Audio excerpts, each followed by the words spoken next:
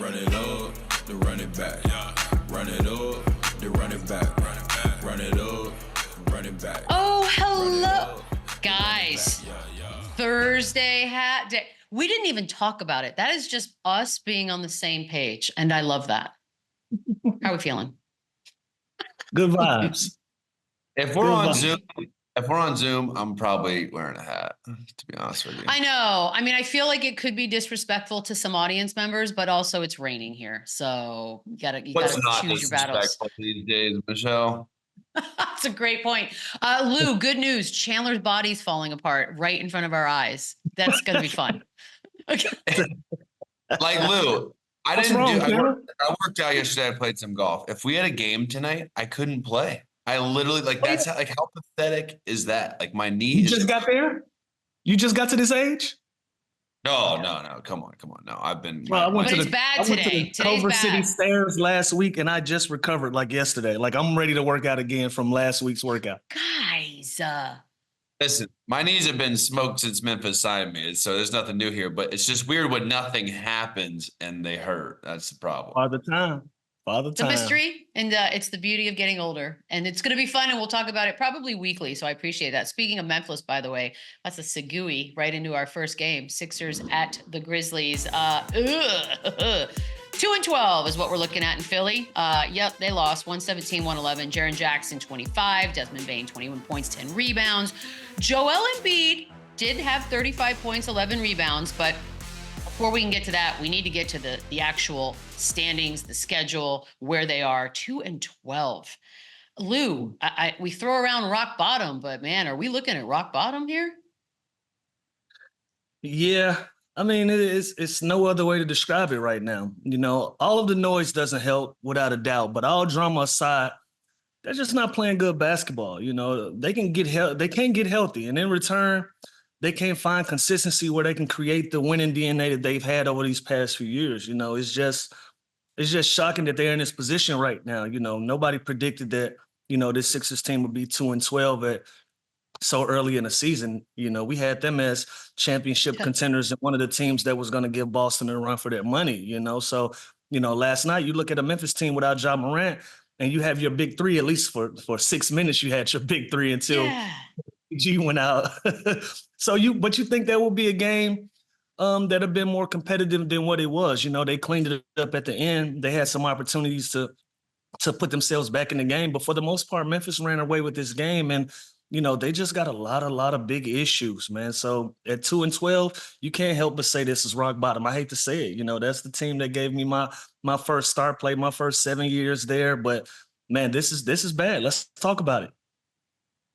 Yeah, this is rock bottom. It's been rock bottom for a while, but then when you just continue to lose, continue to be frustrated, this is it. And when you look at, it's funny, when you look at their schedule, like there's no such thing as an easy schedule when your team is 2-12. So like, I don't care who they play because they've lost to damn near everybody they've played. So it's not like there's light at the end of the tunnel. Like, look, guys, the schedule is getting easier. They've lost to all sorts of teams already. So this is not good. Then Joel comes out again and says, you know, whoever leaked that info about the Max thing's a real piece of shit. So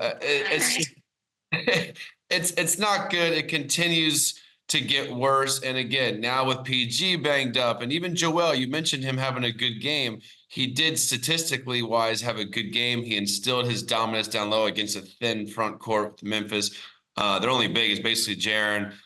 He got to the free throw line. At least he was more aggressive, but anybody with eyes, anybody with a brain can just watch that man and know he's not himself. Watch him move, watch him run, watch him get back in transition. There's little kind of subtleties in the NBA game where you can just see, and he doesn't have it. So yes, he had a great game statistically, but this team is in a whole world of hurt. And like I've said just 2 weeks ago, I would shut down the big fella and I would kind of start over and chalk it up for next year because it's a wrap. God, that is so depressing. You know, the Joel Embiid of it all, we'll definitely get to, and then you compound it with Paul George. It just feels like they can't get a break. But we got to focus on Nick Nurse for 1 second, right? Because that record is what it is. And then out of the meeting, the rat also revealed that the players were basically like, hey, coach us harder, which doesn't bode well. But I also look at Nick Nurse as the kind of guy, like, do you fire him a dozen or so games into a season? Is he that guy, Chandler? He's not that guy, which is unfortunate, but you know what? It is what it is. The 14 games, they're 2-12, and it's not fair necessarily to him, but most firings in the NBA aren't, because they haven't had time, this big three, to develop, to get on the floor together. And they're basically all health issues that are out of Nick Nurse's control. If this team was fully loaded right now, no doubt in my mind, if they're healthy, they're rolling, they're going to be a top 3, top 4 team in the Eastern Conference. But yeah, everyone has to have a fall guy. And it's Nick Nurse, and it's hard to look away from the stats. I pulled up some stats here. They're 29th in points per game. They're 27th in pace. They're last in field goal percentage. They're 27th in three-point field goal percentage. They're 27th in pace and 28th in rebounding. So they are bottom 5 to bottom 2 in basically every offensive stat. And they're dead last. They're 30th in assist. So again, that doesn't all fall on Nick Nurse. This is an unfortunate situation where they all are banged up. There's issues with the media. Now there's trust issues with this leak, and it's just a nasty situation. But unfortunately, in this business, the fall guy is usually the coach, and I think that'd be premature. I don't think that needs to happen yet. I think they give it kind of the season to understand where they are and move forward next year. But guys are trigger happy with that cleaning the desk in the NBA, so it's probably not going to end well for Nick. I was just about to say, Chandler, you know that these days, when it's bad, it's bad. We're not going to give you a whole season to figure this thing out. You know, it's a numbers game. Unfortunately, you know, you're going to look at salaries. You're going to look at what you just paid Maxey. You're going to look at what Joel Embiid is getting. You're going to look at what Paul George is getting. You're going to take a look at that salary cap. So who's going to be the odd man out when you want to make a change? It's going to be the head coach. You know, that's going to be the person. I think it's premature. I think Nick Nurse is a great quality coach. I actually think he's the right coach for this job, but something's not working.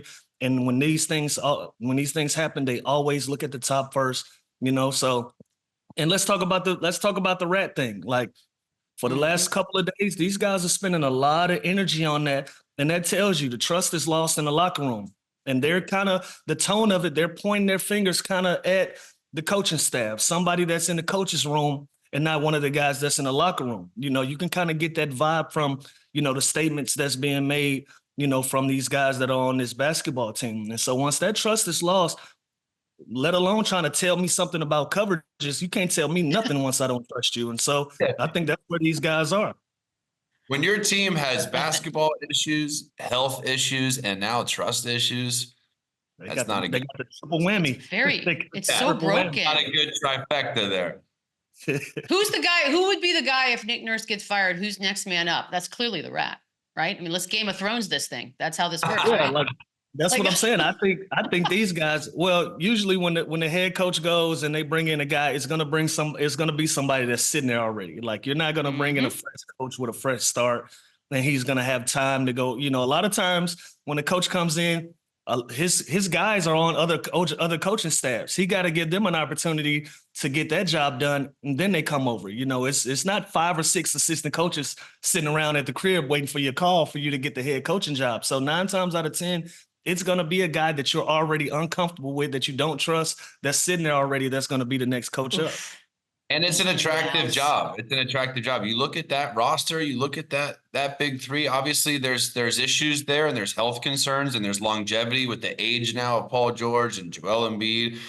These contracts, they pretty much have these guys going forward. I don't know how they would move off of those guys until they can prove they can stay on the floor. But it's a sexy job that people would be chomping at the bit at. But there's also standards and there's expectations.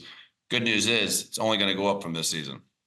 I like that. So there's the optimism we always can count on. Lou, look, we know Chandler's adamant. Like, he's saying, shut Embiid down. Let's just let him heal, do what he's got to do, all of that. Where are you? Because we saw that last night, right? Like, that was the best version we've gotten to see in sort of a short sample size. But where do you stand on this? It's not heal. It's get surgery. It's get surgery and fix. It's not like he's just magically heal. Yeah. No, clearly not, because we've been waiting on the healing and it ain't happening. No, listen, I don't see the light at the end of the tunnel, but I'm also an optimist. So I always find the positives in things. That's just how I'm wired up. You know, listen, call me crazy, whatever. I think it can be done. You know, if there was a short list of guys out there that can pull this team out of a 2-12 hole and still give them an opportunity to make the playoffs, it's going to be Joel Embiid, and he's going to be one of those guys on that short list. Collectively, they're failing my eye test right now. You know, they aren't playing nearly as fast as before, and with the personnel this team has, they got to play with more pace. Now, how do you do that consistently with so many uncertainties with his knee? You know, I don't know. He's one of the more dominant players in the game right now when available. You know, but how do you go about that when you already have a preset expectation that he won't play in back-to-backs? You can already see him ailing around. You can kind of see that his impact is off and that his movements is off. He's not as quick. He's not as decisive as he once was, you know. So a lot of different uncertainties there with the 76ers. Like we just said, you know, they've hit the trifecta. They got health issues, they got chemistry issues, and they got trust issues. But, you know, can he get those guys to the playoffs? On a short list of dominant bigs in this league, Joel Embiid is one of them. So I still give them the nod because, again, they're at 2-12, but it's a lot of stinky teams out there that's in good company with them that they can win 4 or 5, and they're still in this conversation. So that's my thing, Lou. It's like, okay, the Wizards, the Raptors, the Hornets, like I just feel like the Sixers do not belong in that category. Like it doesn't make sense. They should still, and again, we can still say it's early because it's early. They still have a fighting chance to get in. And if for somehow, some way they do magically heal and they all get healthy, then yes, this is a dangerous team. And that sucks for that 1 or 2 seed if the Sixers happen to sneak in. That's so far from now. And that is such a stretch with the way this team plays and how bad those stats are that I just told you offensively. Like they have to do some drastic changes. They have to do some real soul searching. Even Nick Nurse, he's tried to move Oubre to the bench. He has tried to play his hand with the cards he was dealt. And it's just a shitty hand, man. Yeah, you can only move it around so many times. I got to imagine if you're a Sixers fan and you're watching this game last night, hell, even if you're just a basketball fan, and the minute Paul George gets hurt, you're just F-bombs galore because it's just one thing after another. Before that, he was 1 of 6 from the field. He had 2 points, and then he had to leave with the hyperextended knee. And it's the same injury that he had in preseason, which is where the eye roll comes from, just flabbergasting. Look, Chandler, we sort of mocked you at the beginning of the show about the human body and the ailments that come, but this doesn't look great. Is it unrealistic? Like, what can we possibly expect from PG as far as his top health-wise? It can't be all-star form again, can it? No, I think it definitely can. I'm not ready to just write him off just because of a simple hyperextension of a knee. As someone who's been through a lot of these type of injuries and this kind of freak accident, this is just a bad luck type of play where you have to realize Paul George is getting older and everything hurts and it doesn't feel like it used to feel and you don't bounce back and there's just things that aches and pain you that maybe he's not used to and maybe he's not managing the best he can. But this was a fluke accident. This is nothing. I hate when people take injuries and try and blame the player for it or try and say he's soft. Like that doesn't add up to me in this situation. Paul George is a hell of a player. He's a Hall of Fame player.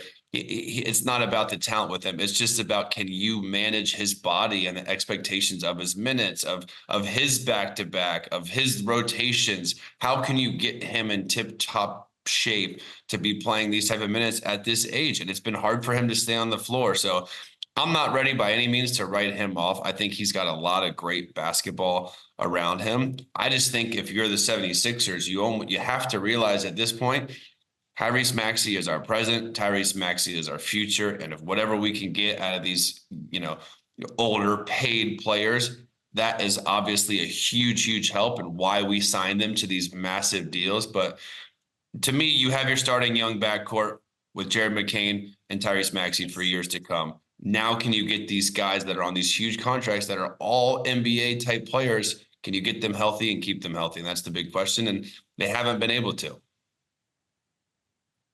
I don't know that. Well, look, maybe some people blame the players. I think the only time a player can even be questioned is if you come into camp completely out of shape and then your body reacts to that. But otherwise, it's just bad luck. There's times No? where like Paul George went to dinner last night, and I guarantee you there's some troll that's being like, why are you out right now? You got hurt last night. Stupid. Like, shut up, dude. Like he's gonna You live his- shouldn't eat dinner. That's Yeah, stupid. exactly. Okay, that's different. Yeah, that I cannot speak to. There was a moment during the game, Desmond BANE hits a three, does a little celebration. Here it comes. Caleb Martin did not care for it. Do we? Okay, that's right at his face. How are we feeling about that one, Lou? Hey, Vita, what you just said? Hey, man, listen, don't shoot your air pistol at me. You crazy? Right. What's wrong with you, man? Don't shoot your fake gun at me, dog. Like, No, yeah, point that thing somewhere else. Like, that's don't point that- not don't- responsible. Yeah, listen, I'm not mad at Caleb Martin for being upset at this at all. That is a direct celebration towards me. You shot your air pistol at me directly. I got hit. I didn't like it, and I'm taking exception to that. Don't do that. Don't do that. Knicks Suns, another game that we got to watch last night. How about New York? They're doing good things. 4 straight win. Jalen Brunson with 36 and 10. Cat had 34 and 10. Devin Booker had 33. And of course, no Kevin Durant in this one. They are 1 and 6 without KD. We just spoke of one team with superstars that have not been available and struggling. Do we start to panic in Phoenix, Chandler? I panic when Bradley Beal and Kevin Durant aren't on the court because this team is drastically worse without those two. They're 0 and 5 without both, and they're 1 and 6 without Kevin Durant. And let's not forget how good they are when they do have them. They're 6 and 1, and they're a top 2, top 3 team in the West. So we're looking at two completely different products here. Kevin Durant, before he went down, we're talking about an MVP level, how he's been overshadowed by all the stuff LeBron's doing at that age. Kevin Durant is putting up legendary numbers in the beginning of the season too. Good news is none of these injuries for these guys are permanent. None of them should be full time. Bradley Beal's had another guy where he's had a really tough time being able to stay available and stay on the court. But I'm panicking just because of their age and the possibility of them not being out there for the majority of the season. But again, this team fully loaded. They're a whole different animal. They're a contender with this team. It's just how can they keep these guys on the floor? A similar situation to Philly, obviously not as bad of an issue there. And these are injuries that I hope don't linger for these guys. But again, we're talking about two older guys that are getting up there in age that everything's probably hurting them as well. So I'm not panicking quite yet. The Western Conference is a lot better than the Eastern Conference. There's not just a bunch of these easy nights where you're just going to cruise through, and you can see the way teams are guarding Devin Booker is completely different without those other two monsters in the lineup. So I'm sure that's a burden on him. I'm sure that's exhausting. It's going to take a collective effort from this team to kind of tread water while those two guys are out, because it's a big hole to fill. I mean, even at 1 and 6, bro, they're still on the 7th seed, you know, and the injuries that these guys have, you know, they're not months out. You know, this is a week, this is 2 weeks. You know, they're going to be right back in this conversation when they get those guys back in the lineup. The Devin Booker part of things, obviously he's the focal point for every defense now, and he's getting double teamed a lot. And he said, quote, isn't in the business of trying to score over double and triple teams. Lou, you kind of have to get in that business, don't you? Like, what's he supposed to do here? How do you adapt? Listen, I'm agreeing with him. Play the game the right way. You know, one, you're a pro. You're playing with pros. So if you're getting doubled and you're getting tripled, you got to make your stuff available. You know, some of these guys got to become slashers. Some of these guys got to get in those sweet spots around the 3-point line where he can find outlets and where, you know, we can get the most out of our offense. And these things are practice. Like, you go through training camp, you go through practices where you practice passing out of the doubles, you passing out of the triples. And I don't want a guy to get in that habit of trying to shoot over triple teams. You know, at some point, Bradley Beal is going to come back. Kevin Durant is going to come back. You don't want to start making these, you don't want to start trying to make shots over 2 and 3 guys. You develop bad habits. And then once those guys come back, now you guys are playing selfish, bad basketball. You know, so again, Devin saying he's not in the business of playing over doubles and triples. That's the right thing to say. That's the right thing to do. Play basketball the right way and trust your teammates and give them an opportunity to make plays out of that. Yeah, I do want to see him aggressive. Obviously, he has to do that, but he can't just go and jack shots. And like Lou just said, you don't want him sitting and settling, taking these long step backs over double and triple teams. And the defensive schemes have completely changed with those two guys out, which is pretty obvious. We'd do the same thing if we were coaching against the Suns without those two guys. He's getting blitzed in pick and rolls. He's just getting double teamed at half court as soon as he crosses the ball. If it's a, 20 seconds on the shot clock, they're not letting him take the shot. They're just throwing a second guy at him. So I think that's what I mean when I say collectively, guys have to step up. Tyus Jones, I'd like to see be more aggressive. He's kind of that missing piece last year of the point guard to set up those guys. Now with those guys out, he's got to be more aggressive. He's got to be more of a scoring guard. Problem is, Grayson Allen, Royce O'Neal, Okogie, these guys that are great role players, they're not really a go and get you a bucket type of players. They're an offensive movement type of team. They go small, they can run with you, they can get out in transition. I like to see him play through the big man Nurkic a little bit, the two-man game at the elbow to kind of free up Devin from getting these double teams. So there's a lot of different things that they can do, but ton of things. But it's tough with Devin Booker because you feel, all right, I'm the man. I got to go get 40 to have my team a chance. That's not necessarily always the case. Hey, but look, listen, he still took 23 shots last night. He still had 23 attempts and was 12 for 23. Like, that's nothing shabby.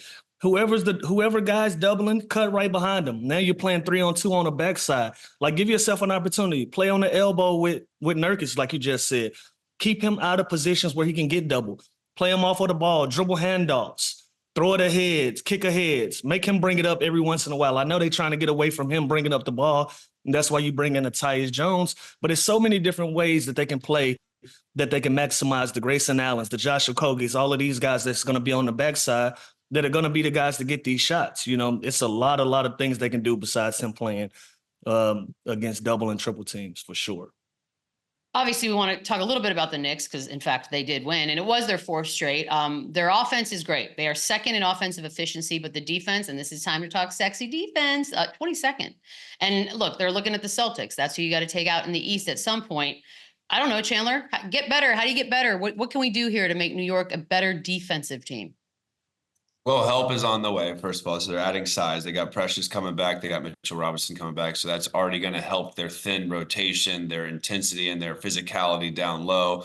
This is a Tom Thibodeau coach team, and they have the pieces to be a great defensive team. OG is a hell of a defender. Mikal Bridges is a hell of a defender. Josh Hart is a versatile defender. Those three guys right there can basically guard 1 through 5, switch everything. So they have a lot of defensive schemes they can also do.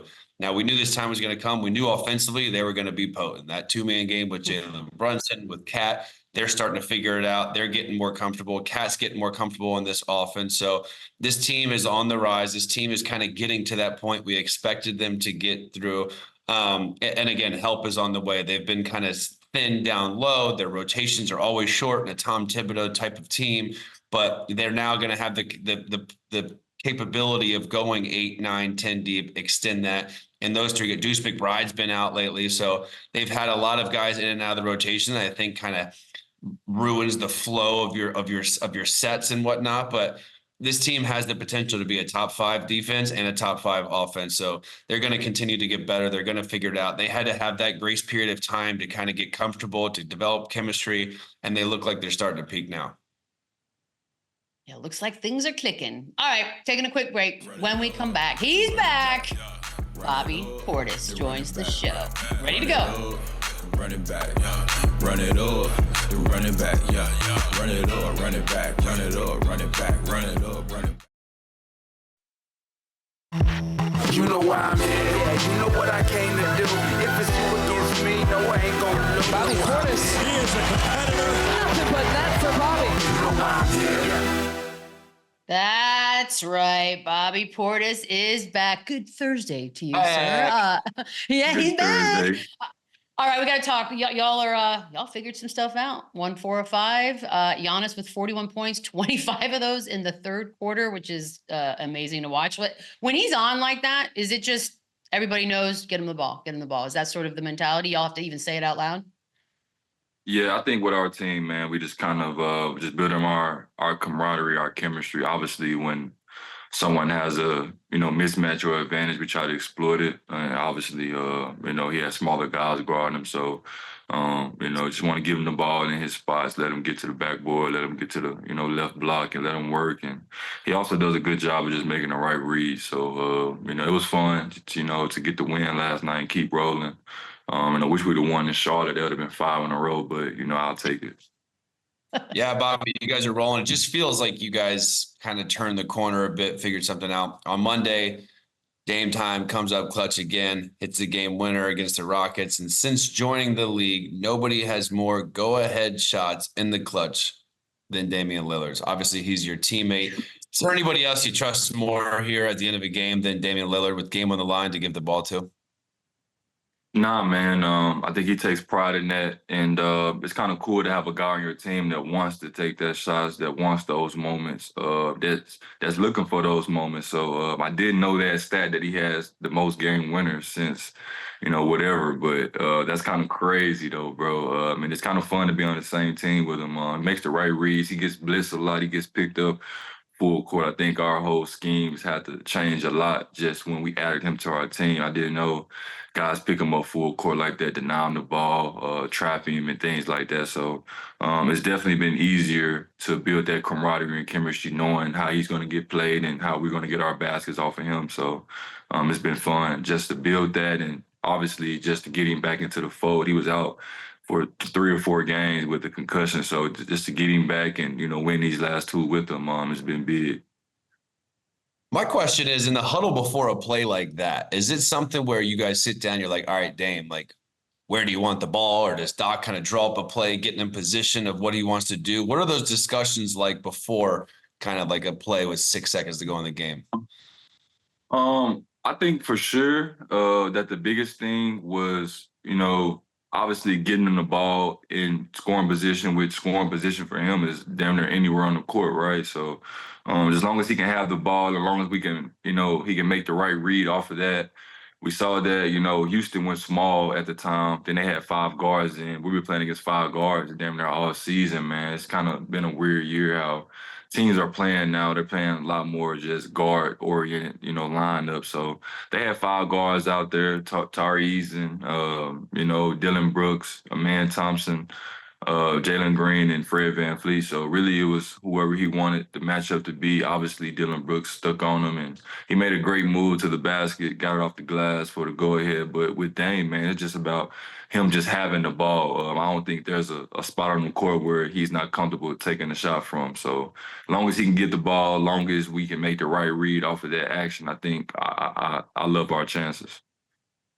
Hey, Dame being one of the more clutch players, and a lot of those shots that he made, he did them in a Blazers uniform. And about a week ago, he responded to a Blazers fan online on Instagram that was critical of him. He called him a fake ass MF.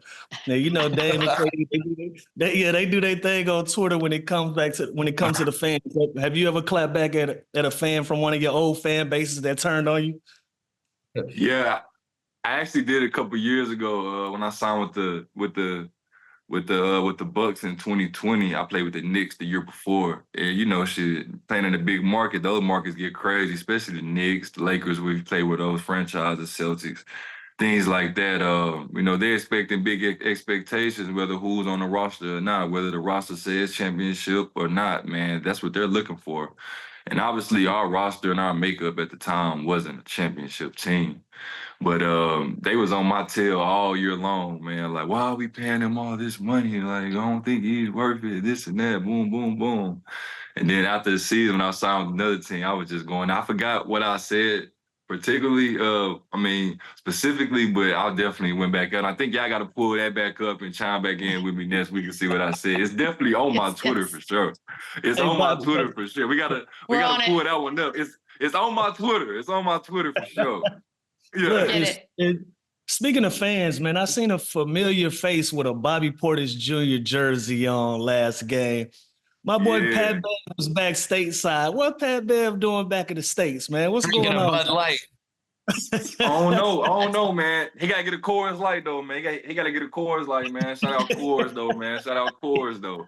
But man, Pat Bev a good dude, man. That's my big bro. Obviously, we went to the same college. We didn't go to the same college at the same time, though. Let me just be, Yeah, you know, we ain't gonna real like specific right there. We ain't gonna say I went to the. I ain't go to school with them, but we went to the same school, so we share that same pride, same swag. So, it was good to see him back into the fold, man. I didn't think that I was gonna see him, you know, at the game or anything, but it's kind of cool to have Big Bro at the game, especially with that 9 jersey on. Made me feel kind of cool. Had to get a couple buckets for him and shout him out. So it was fun, bro.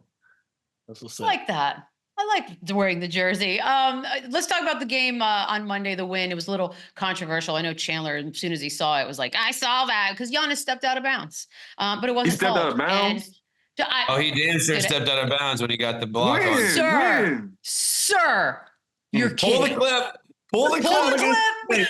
You know damn well he stepped out of bounds, Bobby. Sir. Right here. Bang. I His don't left see foot. it. I didn't see it. I Well, either did I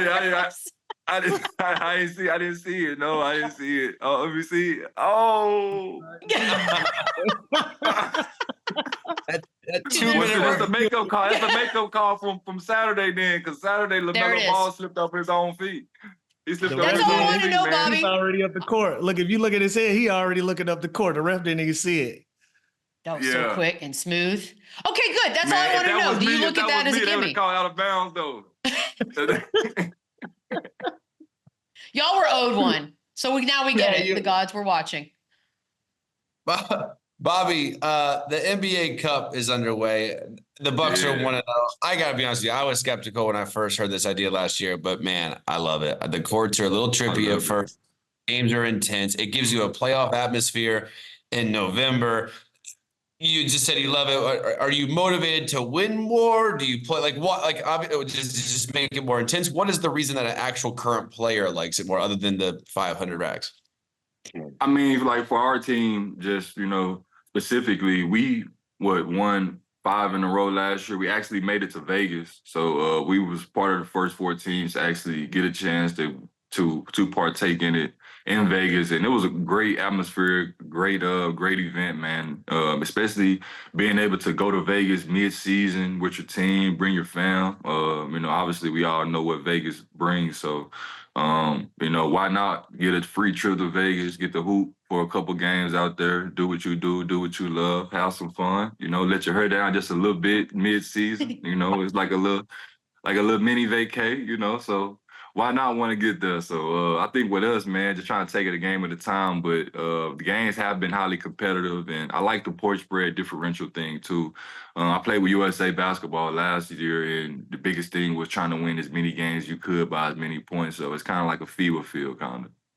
Yeah, it's interesting. You mentioned the point differential thing. In a normal game, if you run up the clock like that, people are fighting. Like there's an issue with it. Yeah. Now with this format, you can't get mad. You can't get salty at that. Obviously, the courts are different.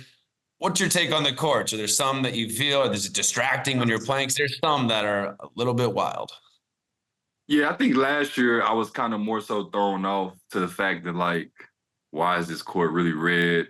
Why is our court, you know, cream? Like, what is that? But I think for the most part now, it's kind of a cool atmosphere, especially for like kids that come to games, right? Like some of these kids get a chance to, you know, see the courts, different colors, see different colored jerseys. And, you know, nowadays it's more so about the swag, more so about the vibrant colors, something that's real loud and things like that. So it's a cool thing for me. I wouldn't say like I would want the course to stay, you know, for long, but you know, for a game or two, why not, man? It's just something new for the league. It's something new for the players, and hopefully for viewership that can, you know, help it go up, especially with the NBA Cup and the implications with guys being able to win, you know, a large lump sum of money and get a chance to go to Vegas to play for a, you know, prestigious, you know, award and an event.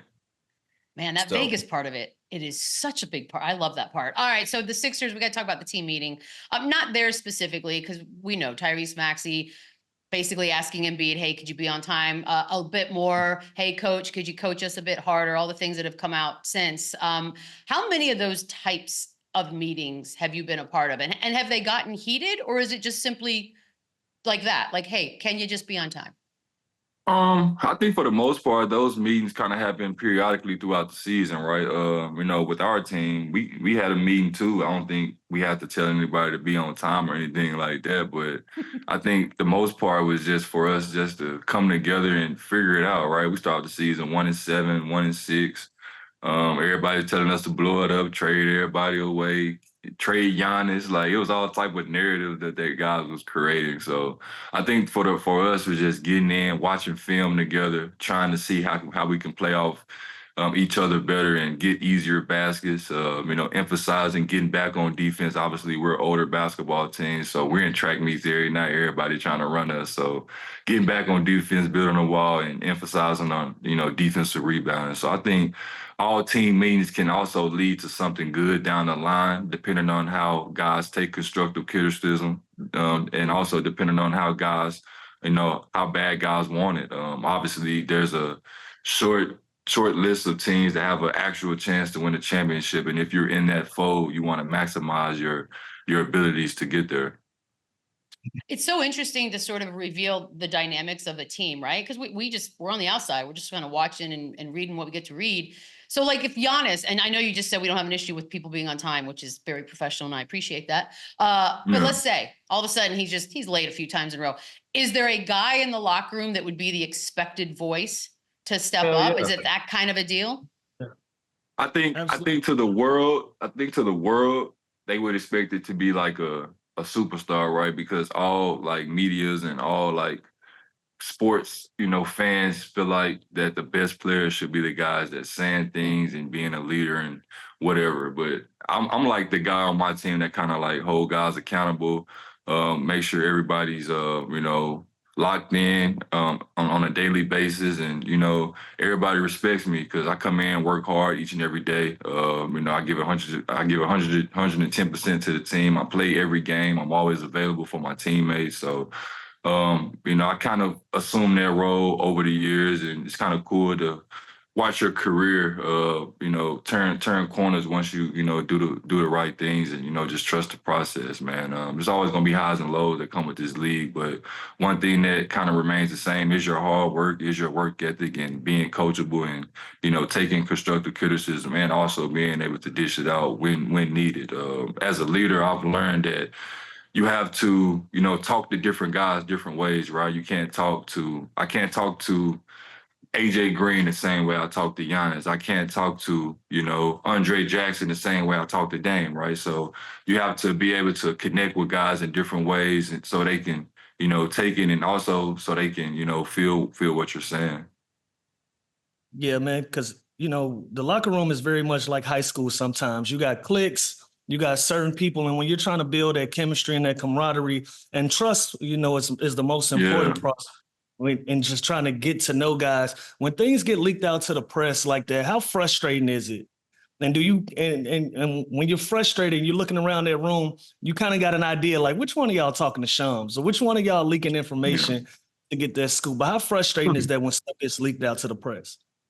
Yeah, so like this is my 5th year on the team, man, and my first 3 years was like smooth sailing, right? We had Mike Budenholzer as our coach. He's like a guy that likes things like, very organized, very, strategic, very just every day you know what to expect from him. So, obviously we fired him. We hired, Adrian Griffin as our coach, and we go to, Vegas last year. We actually lose to the Pacers in the semifinals game, and I kind of challenged the team and challenged, coach after the game. Like, we got to be better, man. We got to have late game execution.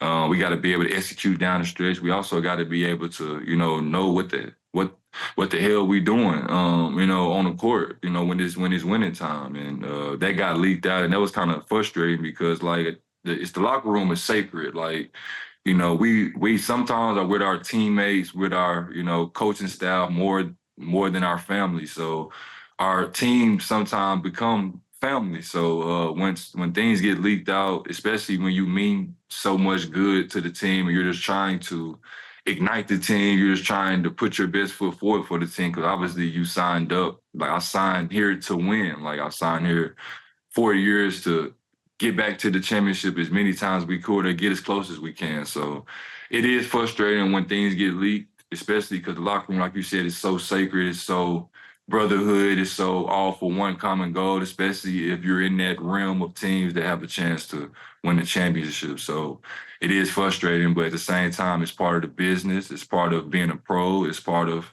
what comes with the territory. We made it into a month into the season before we get to our first Draymond Green chapter. And I think that's a success personally.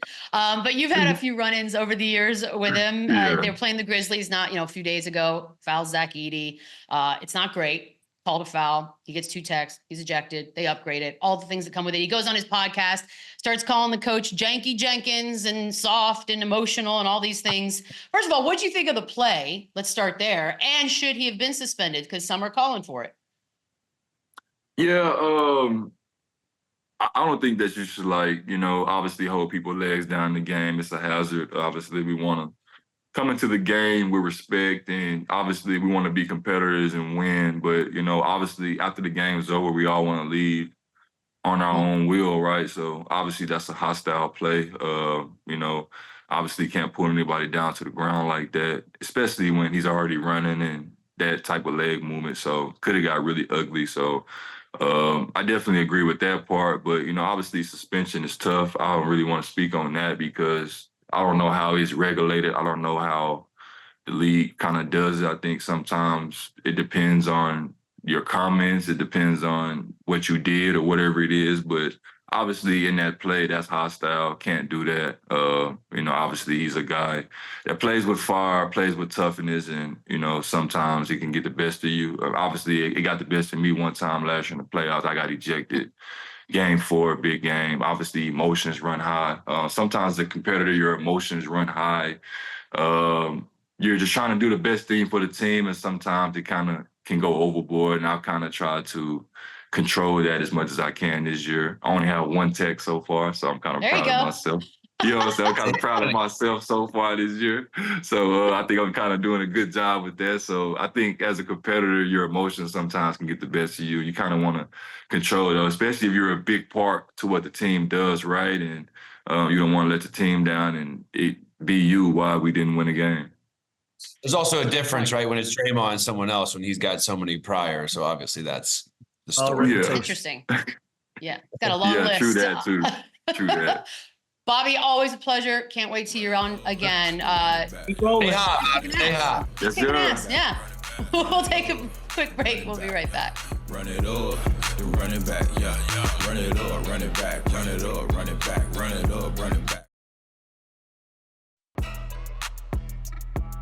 Well, our old pal Shams reporting that LUKA is going to miss at least a week with a wrist injury. At least a week. All right, Chandler, it's not worst case scenario. What do you make of this? No, it's just it's not great. Obviously, when you take a LUKA off this team, it's like taking a Jokic off the Nuggets, right? That is a huge, impactful player. He does it all for them offensively. He's obviously the head of the snake. But you know what? On the Mavs, this is why we brought Klay Thompson. This is why we have Kyrie Irving. And they also have 3 guards that I've talked about earlier this year, with Grimes, Hardy, and Spencer Dinwiddie. Those 3 guys, you got to look at this like an opportunity. They haven't got off to the best start. They're 8-7, coming off a high last year, getting to the finals. Such a great season. I think teams put expectations on them to kind of start off a little bit better than they have. Now LUKA goes out, but they have enough there to still get production from those guys. I'd love to see at least one of those 3 guards step up. Klay Thompson, again, this is why we brought you here. It's now him and Kyrie. How well can they play together? Can they make shots? Again, and the defense has always been their thing. So can they win games when the shots aren't falling? We'll find out. But when you take a LUKA off the floor, it's obviously a huge hole. Yeah, the 2 guys that I'm looking at is Najee Marshall and my guy PJ Washington. Like they got to be the 2 guys at that small forward, power forward position to kind of power them through. Give him some size advantages. And listen, Kyrie Irving is going to start chunking that thing. He gonna start shooting that ball 20 to 25 times a night. Y'all got to get in the act and give them some get him some production. And also Spencer Dinwiddie. Spencer Dinwiddie hadn't had his best years these last couple of seasons. This is a great opportunity for you to get your feet wet, get back in that water, and be highly productive like you've been throughout the years of your career. You know, this is a big blow for the Dallas Mavericks, but they still got a lot to be able to compete. Still had a 40-point win against New Orleans the last time they laced up, so they should keep rolling. Guys, I got to be honest with you. I'm sick and tired of injuries. Just too many. And I vote against them. Yeah, they suck. It's throwing a real wrench into our plans here. All right, we'll take a quick break. When we come back, a little prop party for tonight. Run it up, the running back, run it up, running back, run it up, the running back, yeah. Oh, let's do this. Prop party time. You know the deal, Chandler. You're up first. We got Pistons, Hornets tonight, NBA TV. Go. Give me the Detroit Pistons -1.5. When I was just in Detroit, they looked a little slow. That was their 6th game in 9 nights.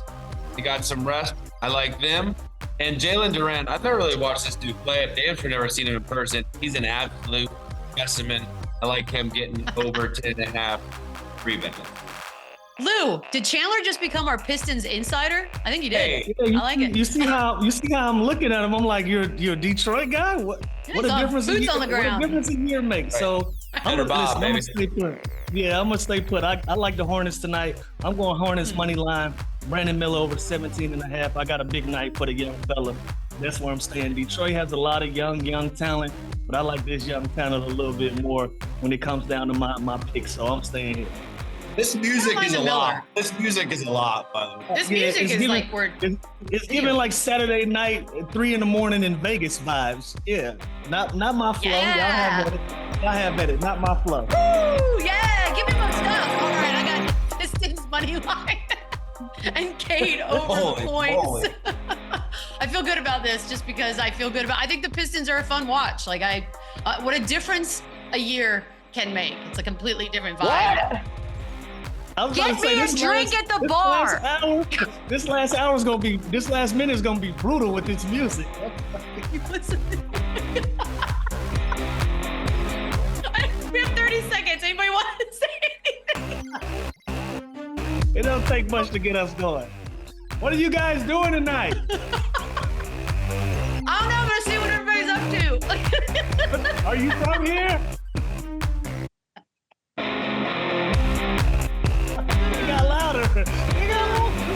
Okay, we're gonna go do something. Oh, we'll be back tomorrow. Trevor Ariza, mañana.